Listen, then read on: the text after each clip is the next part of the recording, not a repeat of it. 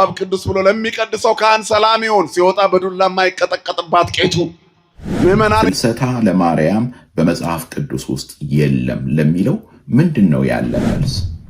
ሱባኤ ሆነ የምንገባው እና ወጣ ገባ እያልኩ መነግራችሁ ብዙ ከሳበኝ እንዳይመሽ ነው።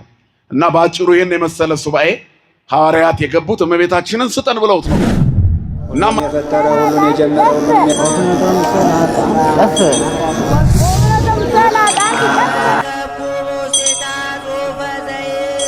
በውስጧም እንዲህ የሚል ጽሑፍ አገኘው። ሰላም ጤና ይስጥልኝ ውድ ተመልካቾቻችን።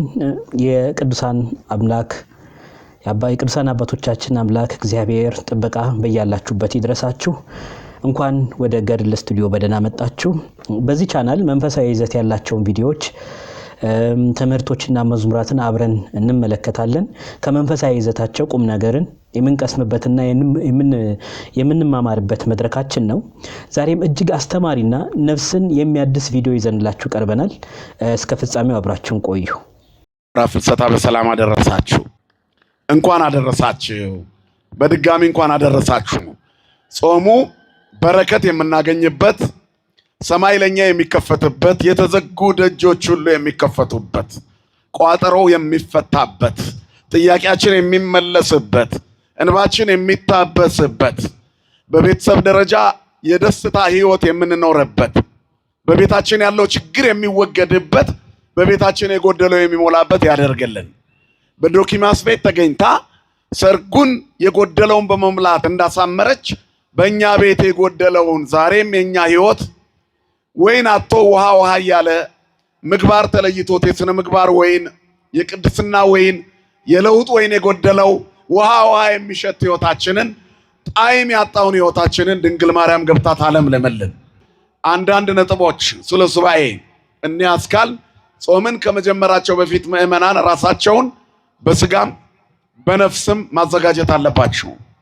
እጅግ በጣም አጭር ነገር ግን ረጅም፣ ትንሽ የምትመስል ግን ከባድ መልስ የምታስገኝ የሱባኤ ወቅት ናት የእመቤታችን ወርኃ ፍልሰታ። ከሰባቱ አጽዋማት የመጨረሻው የዓመቱ ጾም ነው።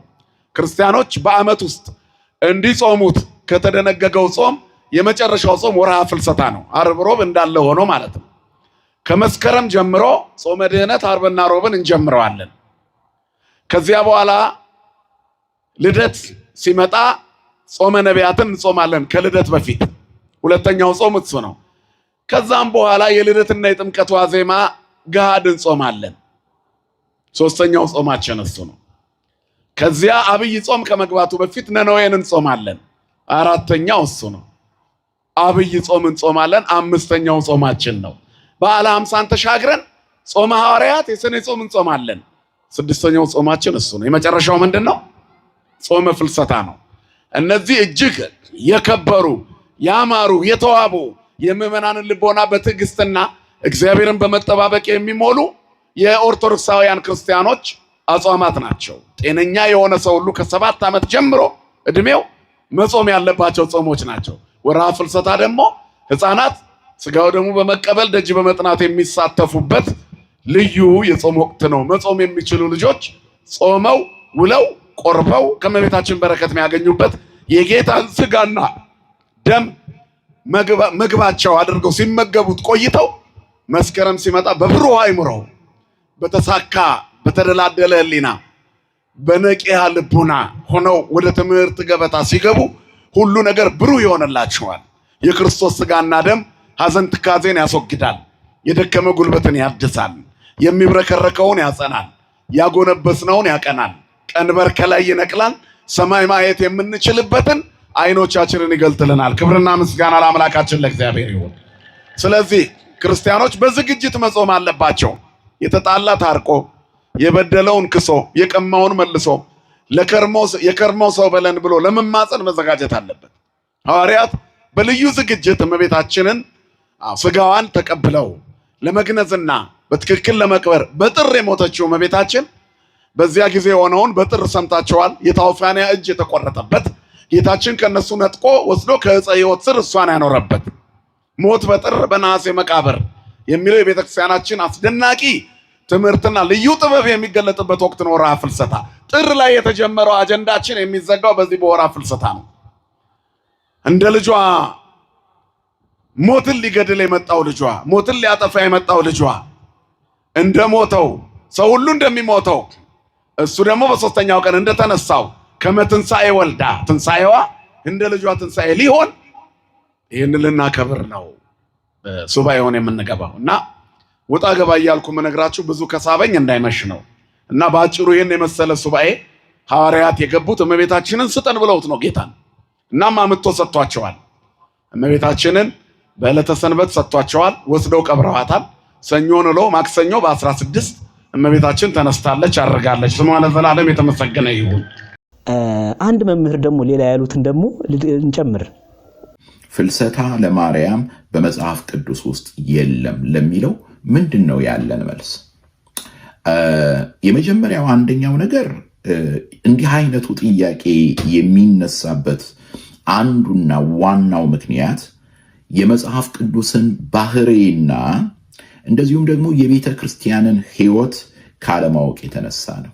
ማለት የመጀመሪያው አንደኛው መጽሐፍ ቅዱስ ራሱ ለምን ተጻፈ? ማን አጻፈው? ማን ነው የጻፈው? ለምን ዓላማ፣ ለምን ግብ ነው የተጻፈው የሚል ነው እና ለዚህ መልስ የሚሆነውን ራሱ መጽሐፍ ቅዱስ የሚነግረንን ከዮሐንስ ወንጌል ምዕራፍ 20 ቁጥር 30 ላይ አነብላችኋለሁ። እንዲህ ይላል፣ ኢየሱስም በዚህ መጽሐፍ ያልተጻፈ ሌላ ብዙ ምልክት በደቀ መዛሙርቱ ፊት አደረገ። ነገር ግን ኢየሱስ እርሱ ክርስቶስ የእግዚአብሔር ልጅ እንደሆነ ታምኑ ዘንድ አምናችሁም በስሙ ሕይወት ይሆንላችሁ ዘንድ ይህ ተጽፏል። ስለዚህ ምንድነው መጽሐፍ ቅዱስ የተጻፈበት ዓላማ?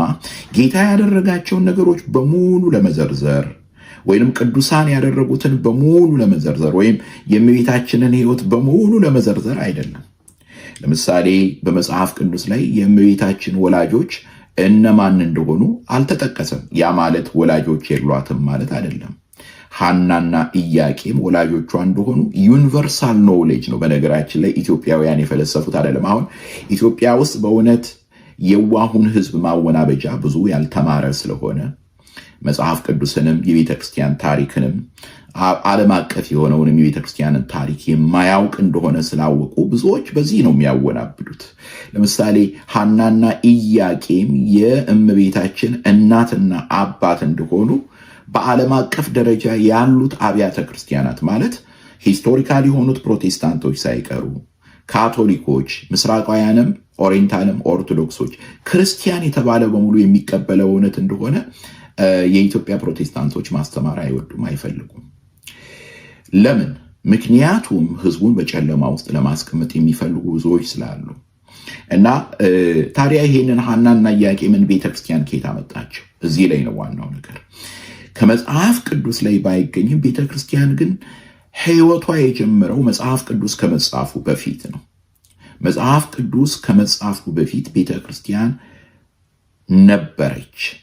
ማለትም አዲስ ኪዳን ከመጽሐፉ በፊት ቤተክርስቲያን ነበረች እና ያች ቤተክርስቲያን ለኛ ያስተላለፈችው አለ፣ ለኛ የሰጠችው አለ። ወደኋላ አመጣበታለሁ ስለሱ እና በዚያ ውስጥ ነው የምናገኘው። ያ ነው ትውፊት የሚባለው። ትውፊት ወይም ደግሞ ወግ ሲባል ትሰማላችሁ። ትራዲሽን ወይም ደግሞ ወግ ወይም ደግሞ ትውፊት። ትውፊት ማለት ቅብብሎች ማለት ነው። ከሐዋርያት ከጌታ ወደ ሐዋርያት፣ ከሐዋርያት ወደ ሊቃውንት እስከኛ ዘመን ድረስ የደረሰ ማለት ነው። ስለዚህ መጽሐፍ ቅዱስ ታዲያ ለምንድን ነው የተጻፈው ካልን መጽሐፍ ቅዱስ ኢየሱስ እርሱ ክርስቶስ እንደሆነ እንድናውቅ ነው። ማለት ነቢያት የተነበዩለት እርሱ ክርስቶስ እንደሆነና የእግዚአብሔር ልጅ እንደሆነ እንድናምን፣ አምነን ደግሞ የዘላለም ሕይወትን እንድንወርስ ነው። ስለዚህ ያ የእመቤታችን ልደቷ፣ የእመቤታችን ወደ ቤተ መቅደስ መግባቷ፣ የእመቤታችን እረፍቷ፣ የእመቤታችን የሥጋዋ መፍለስ ወደ ሰማይ መሄድ፣ ይሄ ሁሉ ግን በትውፊት ቤተክርስቲያን የተቀበለችው ነው። እንደገና ዮሐንስ ወንጌል ምዕራፍ 21 ቁጥር 25 ላይ ያለውን ቃል አነብላችኋለሁ። እንዲህ ይላል፣ ኢየሱስም ያደረገው ብዙ ሌላ ነገር ደግሞ አለ። አስተውሉ። ማለት ከመጽሐፍ ቅዱስ ውጪ መጽሐፍ ቅዱስ ውስጥ ያልተጻፈ ማለት ነው። ኢየሱስም ያደረገው ብዙ ሌላ ነገር ደግሞ አለ። ሁሉ በእያንዳንዱ ቢጻፍ ለተጻፉት መጻሕፍት ዓለም ራሱ ባልበቃቸውም ይመስለኛል። ስለዚህ ጌታ ያደረጋቸው ብዙ ነገሮች አሉ። ነገር ግን መጽሐፍ ቅዱስ ላይ ሁሉም አልተጻፉም እና መጽሐፍ ቅዱስ ላይ የት አለ ሳይሆን ማለት ያለብን ትክክለኛው አነጋገር ቤተ ክርስቲያን ያስተማረችው ምንድን ነው? በዘመናት ውስጥ ቤተ ክርስቲያን ያስተማረችው ምንድን ነው? ያ ደግሞ ትምህርት ከመጽሐፍ ቅዱስ ጋር የሚጣረስ ከሆነ መነጋገር እንችላለን። እሱን በደንብ እንነጋገራለን። ወደኋላ መመጣበታለሁ በዚያ ዙሪያ ላይ። ስለዚህ በዮሐንስ ወንጌል ምዕራፍ 20 ቁጥር 30 እና 31 በዮሐንስ ወንጌል ምዕራፍ 21 ቁጥር 25 ላይ እንደምናገኘው በመጽሐፍ ቅዱስ ላይ የማናገኘው ጌታ ያደረጋቸው ብዙ ታምራት፣ ብዙ ትምህርቶች አሉ።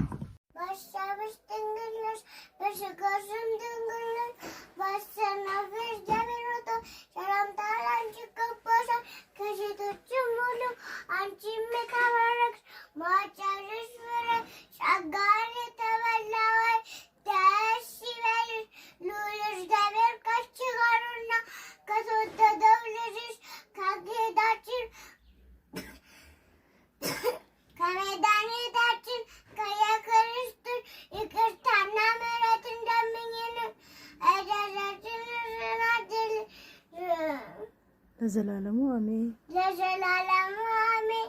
ሁሉን የፈጠረ ሁሉን የጀመረ ሁሉን